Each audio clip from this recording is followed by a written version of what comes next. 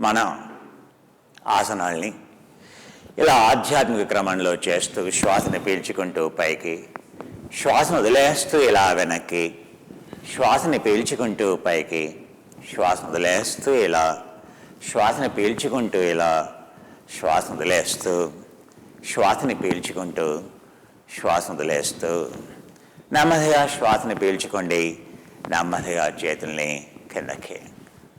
దీన్ని ఆధ్యాత్మిక క్రమం అంటాం, జీరో రెసిస్టెన్స్ అంటాం. మన యోగా విధానం అంతా కూడా త్వమేవం బ్రహ్మాసి త్వమేవాహం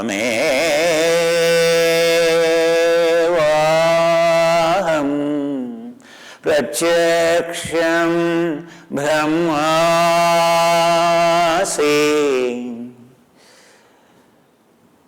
ఆవాహనం ఉందంతా మండించి వేయటం, తీసివేయటం, అహాన్ని సమగ్రంగా తీసివేయటం. అంటే శరీరంలో ఉండేటువంటి శక్తిని పూర్తిగా కన్జర్వ్ చేయటం, వినియోగించుకోవటం, ఎక్కువగా కన్జ్యూమ్ చేయకపోవడం, మన ఇంజిన్ యొక్క ఎఫిషియన్సీని పెంచడం. మన అహం తీసివేస్తే మనకి ఎప్పుడూ ఆనందమే.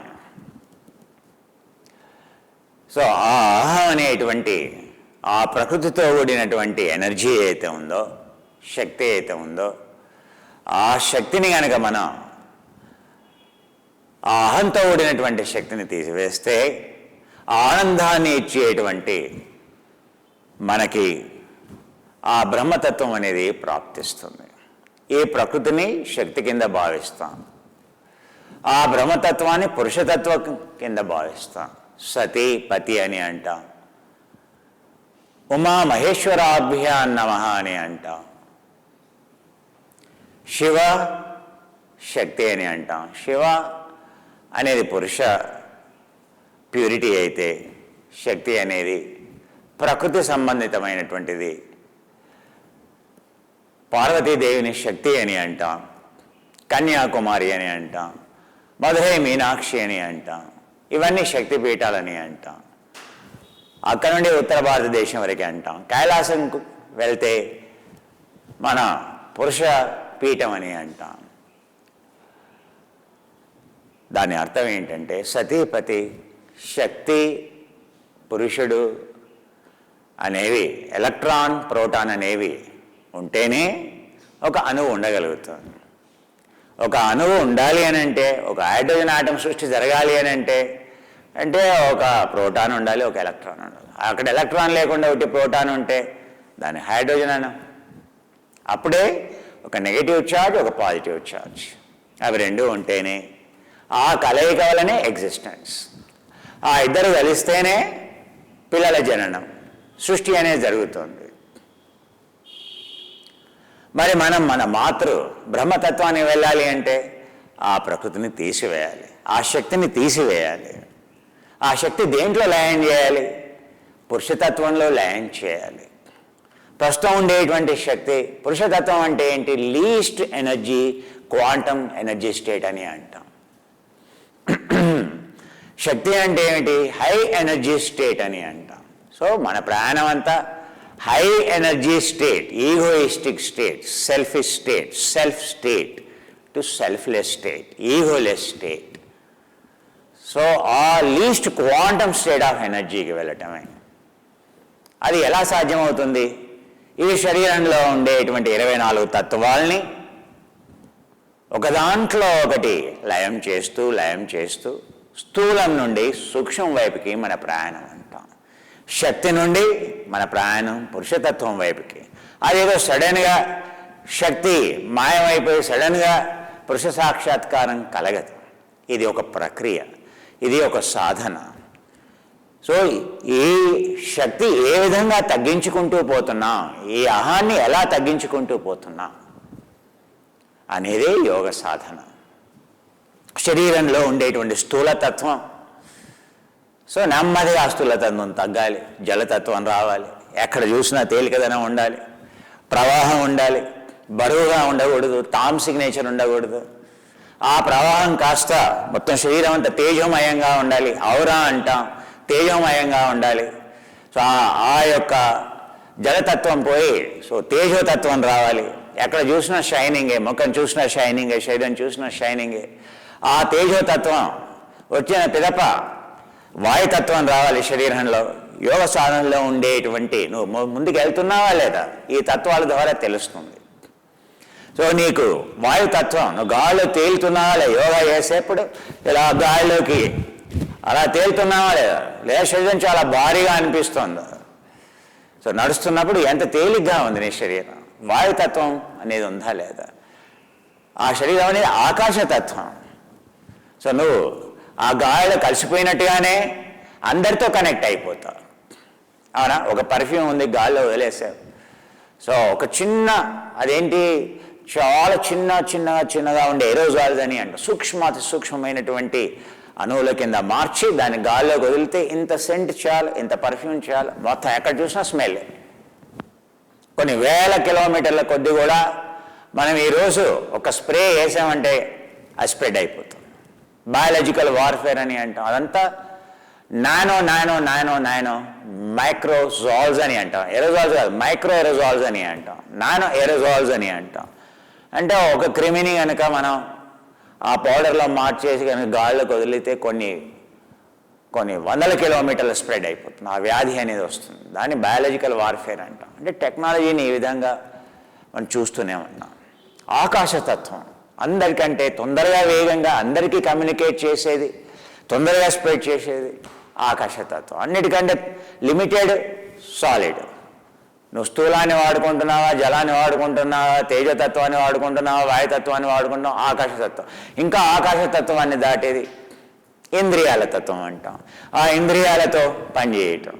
ఆ ఇంద్రియాలు అనేవి తేజమయంగా ఉన్నాయా లేవా, ఇంద్రియాలు అనేవి నీ వశంలో ఉన్నాయా లేవా. నీ వశంలో ఉంటే సో ఆకాశతత్వాన్ని దాటి బ్రహ్మతత్వాన్ని, సమాధి తత్వాన్ని పొందుతావు. ఆ ఇంద్రియాలని వశం చేసుకుంటే మనసు వశం చేసుకుంటే బుద్ధి, ఆ బుద్ధిని వశం చేసుకునేది అహం వశం చేసుకునేది చిత్తం, ఆ చిత్తాన్ని వశం చేసుకునేది ప్రకృతి అంటాం, మహత్వం అంటాం, ప్రకృతి అంటాం, క్షేత్రజ్ఞుడు అంటాం, పురుషతత్వం అని అంటాం. ఇది మన ప్రయాణం. ఆ ప్రయాణం చేయడానికి, ఆ స్థూలతత్వాన్ని తీసివేయడానికి మనం యోగా చేస్తున్నాం అనేటువంటి విషయం మర్చిపోకూడదు. శరీరం అనేది తేలిగ్గా కావాలి. మనం ఇలా చేస్తున్నప్పుడు ఆ శరీరంలో ఎక్కడా కూడా అహం అనేది కనపడకూడదు. ఇలా వెళ్ళి ఇలా బరువు ఎత్తుతూ ఉంటే ఇలా శక్తి కనిపిస్తూ ఉంటుంది. దాని శక్తి క్రమం అని అంటాం, దాని రక్షణ క్రమం అంటాం. సో ఆ యోగా చేసే విధానాన్ని బట్టే అది సృష్టి క్రమమా, లేకుంటే శక్తి క్రమమా, రక్షణా క్రమమా, లేదా శిక్షణా క్రమమా, లేదా అది ఆధ్యాత్మిక క్రమమా అని చెప్పవచ్చు. ఆధ్యాత్మిక క్రమం అంటే ఏమిటి? అహాన్ని తీసివేయడం, ఆ వాహనం దాన్ని తీసివేయడం. సో అందుకే ఇలా చేస్తున్నప్పుడే ఎప్పుడైతే మీరు పూర్తిగా అలసిపోతారో, అహం ఎప్పుడైతే తొలగిపోతుందో, జ్వరం వచ్చింది, మంచం పట్టారు, లేవలేని పరిస్థితి, ఏమీ తినట్లేదు, అప్పుడు మీ శరీరంలో శక్తి ఉడిగిపోయింది. అప్పుడు మీ అహం ఎలా ఉందో చూసారా? అహం అనేది లేదు. అప్పుడు భార్య ఏదైనా కప్పు కాఫీ పట్టుకొస్తే, టీ పట్టుకొస్తే దేవతలాగా కనిపిస్తుంది. అబ్బా ఇక్కడే కూర్చోవే. మామూలుగా అదే నువ్వు ఆరోగ్యంగా ఉన్నప్పుడు నీ ముఖం చూపెట్టకు, నీ ముఖం చూడను, కనీసం చూడాలనేటువంటి ధ్యాస లేకుండా మనం వెళ్ళిపోతాం. అదే మంచంలో పడినప్పుడు ప్రతి ఒక్కరికి ఏదో రోజు వస్తుందండి. అవునా? మంచంలో పడి చేత కానప్పుడు, పూర్తిగా అనారోగ్యం చేసినప్పుడు, జ్వరం వచ్చినప్పుడు, ఇంకా లేవలేని పరిస్థితుల్లో, ఏమి తినలేని పరిస్థితుల్లో సో ఆవిడ పక్కన ఉండాలని కోరుకుంటాం. అవును, ఎందుకని? ఆ శక్తి లేనప్పుడు మన అహం అనేది అడుగున ఉంది, అహం అనేది లేదు. శక్తి అంటేనే అహం అంటేనే శక్తి. ఉదాహరణ చెప్తున్నానండి, ఎలా అర్థం చేసుకోవాలో చెప్తున్నాను. ఎప్పుడైతే శక్తి ఉడిగిపోతుందో, అహం ఎప్పుడైతే ఉండదో, అప్పుడు నీ లోపల మానవత్వం అనేది బయటకు వస్తుంది, ప్రేమ అనేది బయటకు వస్తుంది. భార్య అన్న ప్రేమ, పిల్లల్ని చూడగానే అబ్బో నేను ఇలా అని ఉండాల్సింది కాదు. మంచంలో పడ్డప్పుడు వాళ్ళ మీద ప్రేమ వస్తుంది, మంచంలో పడ్డప్పుడు భార్య మీద ప్రేమ వస్తుంది, భార్య దేవతలాగా కనిపిస్తుంది, సో పిల్లలు చాలా గొప్పవాళ్ళుగా కనిపిస్తారు. అలా అనాల్సింది కాదని అనిపిస్తుంది, అవునా? సో ఆఫీస్లో ఇలా చేయాల్సింది కాదనిపిస్తుంది. ఇవన్నీ ఏంటయ్యా? అహం ఎప్పుడైతే తక్కువ ఉంటుందో, శక్తి ఎప్పుడైతే తక్కువ ఉంటుందో, ఆటోమేటిక్గా మనలో ఉండేటువంటి మానవత్వం అనేది, జంతు స్వభావం అనేది పోతుంది, మానవత్వం అనేది బయటకు వస్తుంది. ఆధ్యాత్మిక క్రమం అనేది అంటున్నామో, ఆది ఆత్మకి చేర్చేటువంటి యోగ సాధన ఏదైతే ఉందో, ఆ పరమాత్మకి, ఆ అల్లాకి, ఆ తౌహీద్కి, ఆ హోలీ స్పిరిట్కి చేర్చేటువంటి సాధన అంతా కూడా అహం తీసివేసేదే. ఒక జీసస్ పూర్తిగా అహాన్ని తీసివేసినటువంటి వ్యక్తి, ప్రాఫెట్ మొహమ్మద్ ప్రవక్త పూర్తిగా అహాన్ని తీసేసినటువంటి వ్యక్తి, గురు నానక్, పతంజలి, శంకరాచార్యుల వారు, వీళ్ళంతా అహాన్ని పూర్తిగా తీసివేసినటువంటి వ్యక్తి. ఆత్రి మహాముని, మన సప్తర్షులు, నవబ్రహ్మాదులు, సప్త ఋషులు, ఎందుకు వీళ్ళని కొలుస్తాం? బుద్ధుడు, వీళ్ళందరినీ ఎందుకు కొలుస్తాం? అహాన్ని పూర్తిగా తీసివేసినటువంటి వ్యక్తి. ఎప్పుడైతే అహం తీసివేస్తామో అప్పుడు అందరినీ ప్రేమిస్తామయ్యా, ఎవరిని ద్వేషించాం. ఒకరిని ద్వేషిస్తున్నామంటే దాని అర్థం ఏమిటి? మన లోపల అహం అనేది ఉందని అర్థం.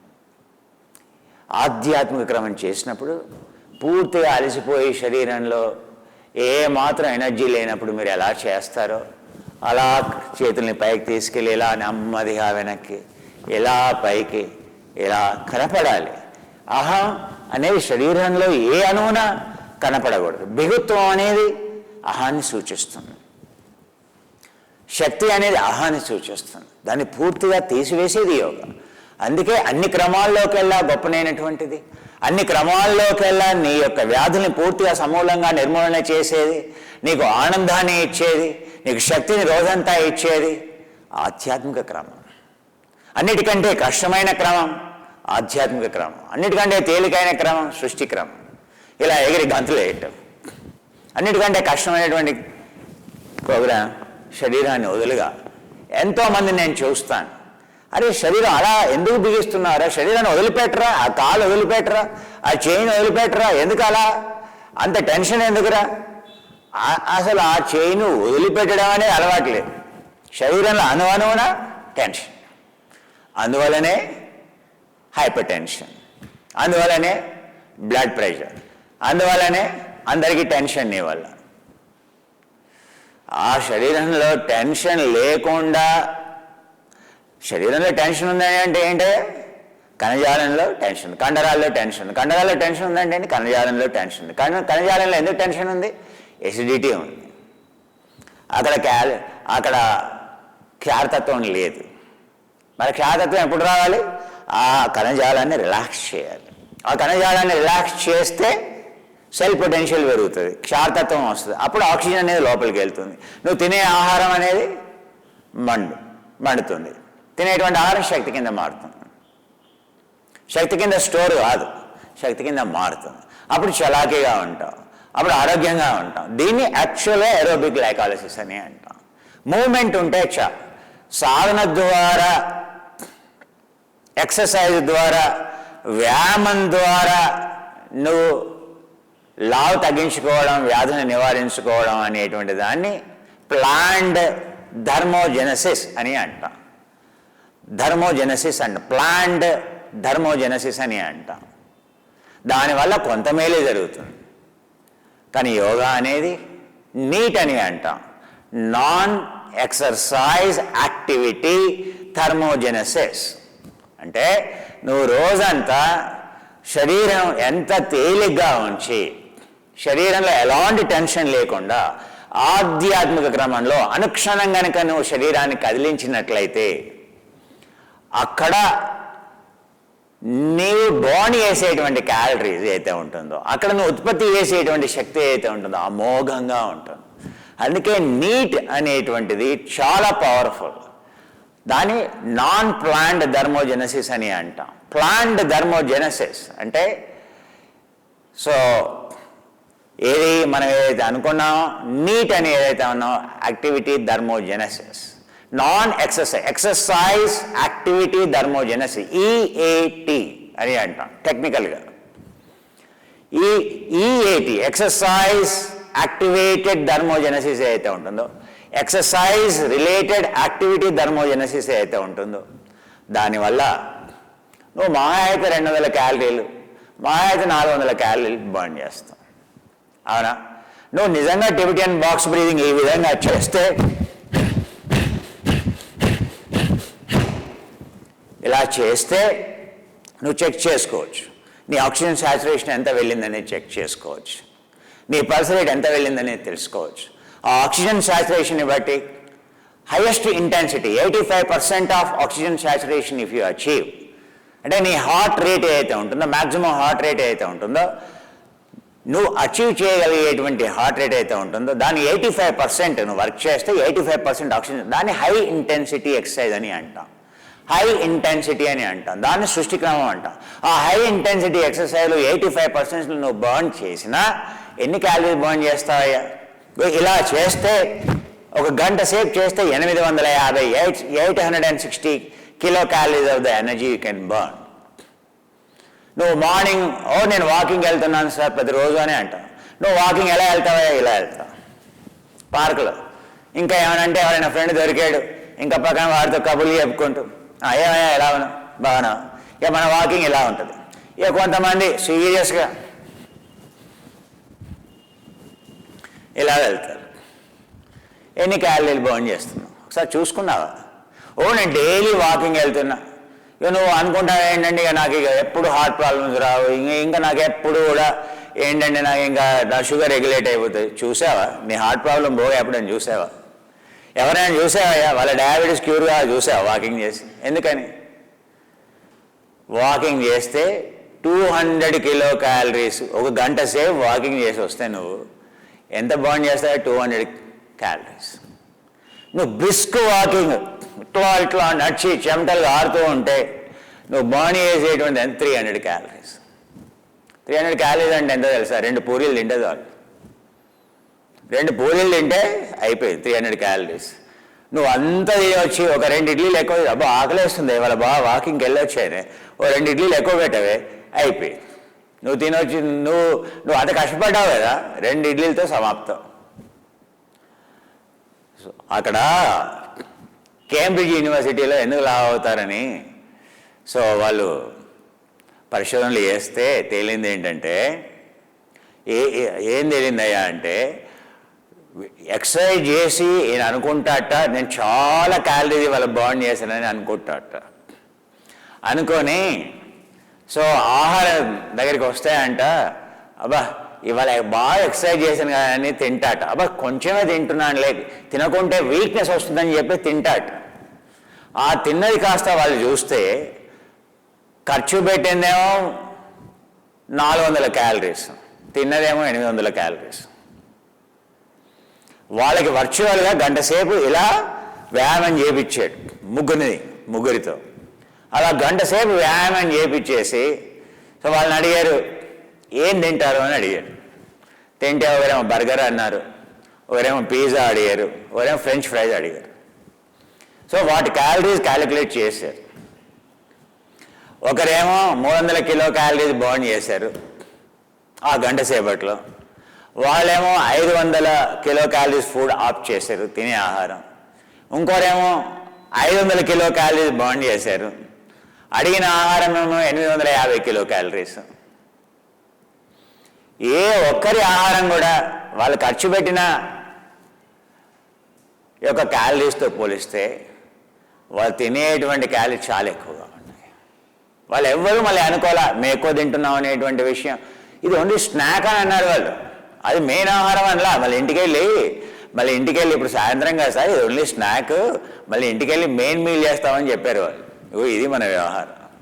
నువ్వు జిమ్కి వెళ్ళి చెమటలు వచ్చి ఇంటికి వచ్చి ఇక మళ్ళీ నువ్వు తింటావు ఇవన్నీ అంటాం కదా, అంటే మనం ఖర్చు పెట్టేదేమో తక్కువ, ఆ తర్వాత లోపల వేసేదేమో ఎక్కువ. మైండ్ పర్సెప్షనే అలా ఉందయ్యా. అందుకే పర్సీవ్డ్. ఈ పర్సెప్షన్తోనే విపర్యంతోనే మన ప్రాబ్లమ్స్. అందుకే ఈ ప్లాన్డ్ ఎక్సర్సైజ్ యాక్టివిటీ ఏదైతే ఉంటుందో,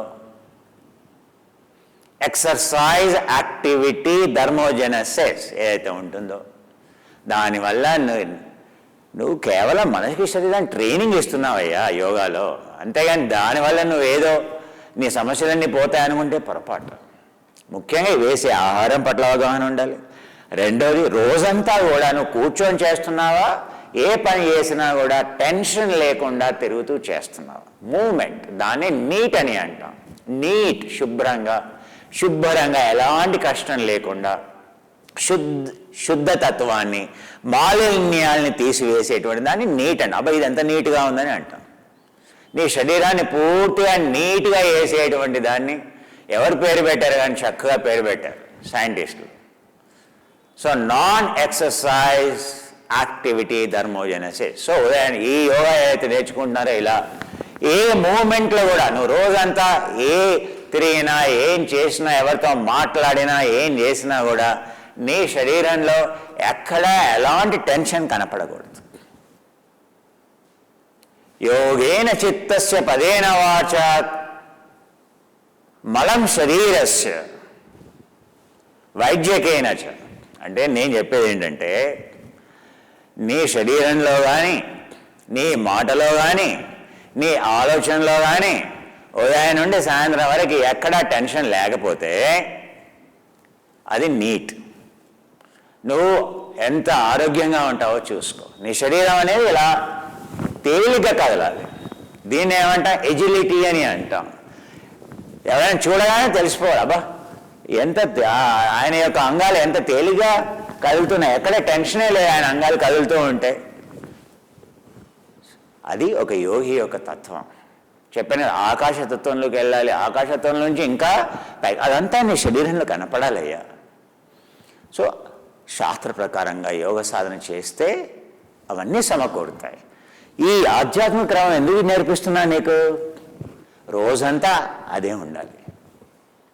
అది మాత్రమే నిన్ను ఆ నీ న్యూరో ట్రాన్స్మిటర్స్ అయితే ఉంటాయో, బ్రెయిన్ న్యూరో ట్రాన్స్మిటర్స్ అయితే ఉంటాయో, నీ సింపథెటిక్ యాక్టివిటీ అయితే ఉండదో, పారాసింపథెటిక్ యాక్టివిటీ అయితే ఉంటుందో, అంటే గుండె యొక్క వేగాన్ని తగ్గించేది ఏదైతే ఉంటుందో, సో నీ ఒక పారాసింపథెటిక్ యాక్టివిటీ, సింపథెటిక్ యాక్టివిటీ అనేది గుండె నీ పారాసింపథెటిక్ యాక్టివిటీ పని చేయలేదు, సింపథెటిక్ యాక్టివిటీ ఉంది, నీ హార్ట్ బీట్ 100కి పోతుంది.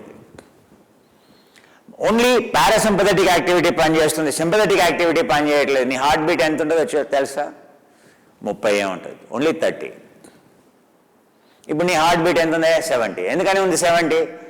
నువ్వు ఏం పని చేయకుండా 70 ఉంది, నువ్వు పడుకున్నప్పుడు కూడా 70 ఉంది. ఎందుకయ్యా 70 ఉంది? అంటే నీ యొక్క నాడీ మండలం అనుక్షణం అంటే ఏదో టెన్షన్ ఉందని. సింపుల్, టెన్షన్ ఉందయ్యా. టెన్షనే లేకపోతే నీ హార్ట్ బీట్ అనేది 40 50 ఉంటుంది. సింపుల్. ఆ టెన్షన్ వల్ల నువ్వు అనవసరమైన ఎనర్జీని బర్న్ చేస్తున్నావు, ప్రెషర్ బిల్డ్ చేసి మరి నువ్వు హార్ట్ని ఎక్కువసార్లు కొట్టి మరి ఆక్సిజన్ సప్లై చేస్తున్నావు. అంటే ఇంజన్ సరిగ్గా పనిచేయట్లేదు. ఎందుకు పని చేయట్లేదు? ఆ రక్త నాళాల్లో టెన్షన్ ఉంది. ఆ టెన్షనే తీసేస్తే నీ హార్ట్ అలా పడుకున్నప్పుడు 30 40 50 కొట్టుకుంటుంది అని అంటే ఏంటయ్యా? పారాసింపథెటిక్ యాక్టివిటీ, ఇదా నాడి సరిగ్గా ఉన్నట్లు లెక్క. బీపీ అంటే ఏమిటి? పల్స్ రేట్ పెరిగింది అని అంటే ఏమిటి? నీ యొక్క పింగళ నాడితో పనిచేస్తాం, టెన్షన్తో పనిచేస్తున్నావు. సో ఆధ్యాత్మిక క్రమం అనేది నువ్వు నిజంగా చేస్తే 4 రోజుల్లో నీ బీపీ, బ్లడ్ ప్రెషరు, కొలెస్ట్రాల్, నీ షుగరు ఇవన్నీ ఆటోమేటిక్గా తగ్గిపోతాయి. ఎప్పుడు? నీ కణజాలంలో టెన్షన్ లేనప్పుడు. కణజాలంలో టెన్షన్ తీసివేయడానికే యోగా చేస్తున్నాం. అంతేగాని కణజాలంలో టెన్షన్ బిల్డ్ చేయడం, ఆ కణజాలంలో ఉండేటువంటి టెన్షన్ వల్లనే మన యొక్క ప్రాణవాయువు లోపలికి వెళ్ళట్లేదు, మన గ్లూకోజ్ లోపలికి వెళ్ళట్లేదు, బ్లడ్లో పెరుగుతుంది గ్లూకోజు. ఆ రక్తంలో గ్లూకోజ్ పెరగడం వల్ల 140 మిల్లీగ్రాములు 1 డెసిలీటర్ పెరుగుతుందో లేదో అది కాస్త కొవ్వు కింద మారిపోతుంది. ఇక అనుక్షణం 140 మెయింటైన్ కావడం వల్ల ఏమవుతుంది? ఆ రక్తనాళాల్లో ఆ విధంగా షుగర్ ఎక్కువ ఉండి ఆ రక్తనాళాలు లోపల మృదువుగా ఉండాల్సింది కాస్త రఫ్గా అయిపోతుంది, దళసరిగా అయిపోతుంది, పాలిష్ పోతుంది. దానివల్ల కొలెస్ట్రాల్ వచ్చాయి, దానివల్ల బీపీ అవన్నీ మూసుకుపోయాయి, బ్లడ్ ప్రెషర్ పెరిగాయి. సో ఇవన్నీ ఏంటయ్యా సమస్యలు?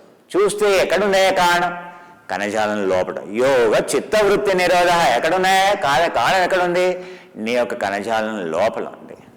ఆ కణజాలం లోపల పనిచేయాలి. ఆ కణజాలం లోపల ఎక్కడుంది ప్రాబ్లం? అక్కడ క్షారతత్వాన్ని అనుక్షణం మెయింటైన్ చేయడానికి నీ బాడీ అనేది స్ట్రగుల్ అవుతుంది. నీ స్ట్రెస్ వల్ల, నీ స్ట్రెయిన్ వల్ల, తినేటువంటి ఆహారంలో ఉండేటువంటి ఫ్రీ రాడికల్స్ వల్ల, కలుషిత పదార్థాల వల్ల నీ మొత్తం కణజాలంలో అన్ని ఫ్రీ రాడికల్స్ అని అంటాం. ఒక్కొక్క ఫ్రీ రాడికల్ అనేది అంటే ఫ్రీ రాడికల్ ఆక్సిజన్ స్పీసీస్ అని అంటాం. Radical oxygen species. సో నీకు ఎవరు కావాలి? రాడికల్ అనగానే నువ్వు భయపడతావు. అబ్బో సార్, సో అది రాడికల్ యూనియన్ సార్ అని అంటాం. రాడికల్ యూనియన్ అంటే వాడు ఎవడైతే అగ్రెసివ్గా ఉంటాడో, వాడు ఎవరైతే కొట్టుతూ తుపాకీ పట్టుకొని, లేకపోతే ఏది కొట్టుతూ లాఠీ పట్టుకొని, సో మీన్స్ ఆఫ్ వయలేషన్, హింసని ఉపయోగించి అన్నీ సాధించేవాడిని రాడికల్ అని అంటాం. సో శరీరంలో కూడా దాన్ని రాడికల్ అని అంటారు. సో ఆ రాడికల్ దాన్నే ఫ్రీ రాడికల్ అండి. ఇక దానికి కంట్రోల్ లేదు. సో దాని కంట్రోల్ అది వెళ్ళి నీ యొక్క కణజాలాన్ని నువ్వు టెన్షన్ క్రియేట్ చేసినప్పుడల్లా, నీ కోపం వచ్చినప్పుడల్లా, నువ్వు తినేటువంటి ఆహారంలో, ఆ మాంసంలో అది నిజంగా శుద్ధమైన అందులో ఉండేటువంటి సో కలుషితమైనటువంటి ఏది యాంటీబయాటిక్స్ వల్ల, ఏ పదార్థాల వల్ల, ఆ తర్వాత గులాబ్ జామున్ లాంటి షుగర్ తినటం వల్ల ఇవన్నీ ఏం ప్రొడ్యూస్ చేస్తున్నాయా అంటే ఫ్రీ రాడికల్స్ ప్రొడ్యూస్ చేస్తాయి. ఆ రాడికల్స్ ఏంటంటే విచ్ఛిన్నం. అది వెళ్ళి ఆ కణజాలం ఆరోగ్యంగా ఉండేటువంటి కణాన్ని రప్చర్ చేసేస్తుంది, విచ్ఛిన్నం చేసేస్తుంది, ధ్వంసం చేసేస్తుంది. అలా ధ్వంసం చేసి చేసి చేసి అదేమో రిపేర్ కావడానికి ట్రై చేస్తుంటుంది, ఇదేమో వెళ్ళి ధ్వంసం చేస్తూ ఉంటుంది. అందుకని కోపం తెచ్చుకోకురా మన వాళ్ళని చెప్పారు. కోపం తెచ్చుకుంటే అది మొదలు నిన్ను దహించి వేస్తుందిరా, ఆ తర్వాతనే ఇతరులని దహించి వేస్తుందిరా అని చెప్పారు. ఆ విషయం మనం గ్రహించాం. తన కోపమే తన శత్రువు, అవునా, తన శాంతమే తన మిత్రుడు. ఇవన్నీ చదువుకున్నాం కదండి. ఎందుకు? ఒక్కసారి ఆ కోపము అరిషడ్ వర్గాల్లో ఏది వచ్చినా నీ కణజాలం అనేది పూర్తిగా విచ్ఛిన్నమవుతున్నట్లు లెక్క. గుర్తుపెట్టుకోండి. ఎందుకు మెటబాలిజం దెబ్బతింది? ఎందుకు కణజాలంలో టెన్షన్ ఉంది? ఎందుకు ఈ పరిస్థితి వచ్చింది? ఎందుకు మెటబాలిజం తగ్గింది? ఎందుకు ఆక్సిజన్ పోవట్లేదు? ఎందుకు గ్లూకోజ్ పోవట్లేదు అని అంటే టెన్షన్. ఉదయం నుండి అబ్బో ఇవాళ ఏం కూర ఉండాలి? టెన్షన్. ఇవాళ అబ్బో పిల్లల్ని ఇప్పుడు బడికి పంపించాలా? టెన్షన్. ఏ స్కూల్లో జాయిన్ చేయాలా? టెన్షన్. వాడి ఎగ్జామ్స్ వచ్చే టెన్షన్. వాడు ఎగ్జామ్ పాస్ అవుతాడో లేదో టెన్షన్. వాడు పాస్ అయిన తర్వాత మళ్ళీ నెక్స్ట్ వాడి ఫస్ట్ ర్యాంక్ వస్తుందా, సెకండ్ ర్యాంక్ వస్తుందా? టెన్షన్. ఆ తర్వాత వాడికి నెక్స్ట్ క్లాస్లో అడ్మిషన్ వస్తుందా లేదా? టెన్షన్. ఆ తర్వాత ఇంకా వాడు డబ్బులు కట్టాలంటే ఫీజు టెన్షన్. ఆ తర్వాత వాడు మళ్ళీ నెక్స్ట్ ఎక్కడ జాయిన్ కావాలనో టెన్షన్. వాడు రోడ్డు మీద ఆటో వెళ్తుంటే ఆటో ఎక్కించి ఆటో వెళ్తుంటే ఆటోకి ఏమవుతుందని టెన్షన్. సో మళ్ళీ వీడికి ప్రోగ్రెస్ కార్డ్ వస్తుంది. వాడిది ఏది ప్రోగ్రెస్ కార్డు, వాడు ఎలా ఉన్నాడో టీచర్ పిలిచింది అని అంటే పేరెంట్ టీచర్ మీటింగ్ పెడుతున్నాడు. టెన్షన్.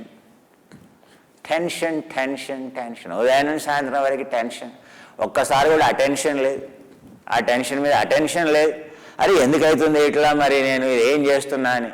మరి ఎందుకు కణజాలంలో టెన్షన్? ఇప్పుడు అర్థమైంది కదండి. కూరగాయల షాప్కి వెళ్తే టెన్షన్. అందులో ఏమైనా ఉందా? అది మంచిదేనా? 10 సార్లు అడుగుతా, అది మంచిదేనా? మంచి క్వాలిటీ అయినా? ఆ ప్రమాణం తెలుసుకుంటే వాడిని అడగాల్సిన అవసరం నీకు తెలుసు అది మంచి, ఆ షాప్లో ఉంటే అది మంచిగా ఉండదు, అయినా వాడిని ఇది మంచిగా ఉంటుందా? టెన్షన్. ఆ కొన్నటువంటి వస్తువు పట్ల టెన్షన్. అది తింటే ఏమవుతుందో అని టెన్షన్. సాయంత్రం ఇప్పుడు వర్క్కి వెళ్ళాలి, పని చేయడానికి వెళ్తే బాస్తో టెన్షన్, కొలీగ్స్తో టెన్షన్. అబ్బో పని ఎక్కువ ఉందే టెన్షన్. ఫీజు కట్టాలంటే టెన్షన్, ఎలక్ట్రిసిటీ బిల్ కట్టాలంటే టెన్షన్, వాటర్ బిల్ కట్టాలంటే టెన్షన్. వాటర్ బిల్ పెరిగిందో లేదు, డబ్బులు లేక కాదు, వాటర్ బిల్ చూడగానే టెన్షన్. అవునా? సో ఈ టెన్షన్ ఈవినింగ్ ఏందా? మందు తాగాల. టెన్షన్ ఎక్కడ లేని టెన్షన్ కదా. ఉదయం నుంచి సాయంత్రం వరకు టెన్షన్, మందు తాగాల. సో ఆ మందు తాగగానే ఆ టెన్షన్ తీసేయడానికి ఈ మందు, ఆ మందు కాస్త ఇంకా విచ్ఛిన్నం చేసేస్తుంది. అది మత్తు మందు లాంటిది, అది రక్తం నింపుతుంది. ఆ పనిచేసే కాలేయం కాస్త అది పని చేయకుండా ఉంటుంది. అవునా? ఆ సెల్లో, ఆ కణజాలంలో ఉండేటువంటి మైటోకాండ్రియా ఆల్కహాలిక్ ఎఫెక్ట్ వల్ల సెల్ మెంబ్రేన్ దెబ్బతింటుంది. కాస్త లోపలికి ఆక్సిజన్ వెళ్ళే ఆక్సిజన్ కాస్త అది కప్పేస్తుంది. ఆ తర్వాత ఆ మత్తులో కోసేపు ఉంటివి. ఆ తర్వాత అలా 4 రోజులు గడిచిపోయింది. సో డాక్టర్ చెప్పే హైపర్ టెన్షన్, ఈ టెన్షన్ పోవడానికి ఆ మందు వాడితే ఇప్పుడు మళ్ళీ హైపర్ టెన్షన్కో మందు, ఈ మందు నుంచి ఆ మందు. చూసావా మన ఆంధ్ర తెలంగాణలో ఒక స్పెషల్గా ఏంటంటే అక్కడే మందుల షాప్, ఈ మందు షాప్ ఉంటుంది, ఆ మందు షాప్ పక్కనే స్వీట్ షాప్ ఉంటుంది, ఆ స్వీట్ షాప్ పక్కనే ఏముంటుంది, మందుల షాప్ ఉంటుంది. మొదలు ఈ మందుతో మొదలవుతుంది, ఈ మందు ఆ స్వీటు ఆ కార అవునా, ఇవి 2 కాంబినేషన్. ఆ తర్వాత ఆ పక్కన నెమ్మదిగా నువ్వు చూస్తూనే ఉంటావు 5 సంవత్సరాలు 10 సంవత్సరాలు, ఆ తర్వాత నెమ్మదిగా మందుల షాప్. సో ఈ సాయంత్రం అయిందంటే హైదరాబాద్లో ఏ షాప్ ముందైనా జనాలు నిలబడ్డారు, రష్ ఉంది అని అంటే దాని అర్థం ఏంటో తెలుసా అండి, అది మందు షాప్ అని అర్థం. ఏ మందు షాప్, ఈ మందుల షాప్ కాదయ్యా, అది మందు షాప్ అని అర్థం. ఇంకా దానికి ఏది మన జైల్లో కనుక వాడు గ్రిల్ పెడతాడు చూసాడు, ఐరన్ గ్రిల్. సో ఎందుకనంటే ఆ ఆవేశం వాడికి అప్పుడే కావాలి అది. సో వాడికి ఓపిక ఉండదు, అందుకని వాడు ఎక్కడ ధ్వంసం చేస్తాడో అని దాని గ్రిల్. జైల్లో మీ ఇంటికి కనుక కోట కూడా కనుక పెట్టినట్టు డోర్ వాడు మొత్తం ఏది ఐరన్ రాడ్స్తో వేసి పెడతాడు వాడు. ఇది మన దుస్థితి. ఇక మరి రోగాలు రాక ఏమవుతుంది, వ్యాధులు రాకుండా ఎలా ఉంటుంది నాకు అర్థం కాదు. చేసేవన్నీ ఇలాంటి పనులు. సార్ ఏమైంది సార్, ఎందుకు వచ్చింది సార్ ప్రాబ్లం, ఏమి తినే సరిగా లేదు, మందు వేసేటప్పుడు సార్ చెప్పలే, డాక్టర్ చెప్పలే, సార్ డైలీ నేను పెగ్గేస్తా, డైలీ ఇది తింటా అది తింటా అని చెప్పు. ఏమైంది సార్, నేను ఏం తింటా సార్, ఏదో ఉదయం ఏదో సార్ ఒక పెగ్గు, అది కూడా డాక్టర్ అడిగితే తాగుతావా, ఏదో సార్ అప్పుడప్పుడు, రోజు రాయే చెప్తావు, చెప్పాలంటే సిగ్గుచేటు. ఎందుకయ్యా ఈ దుస్థితి.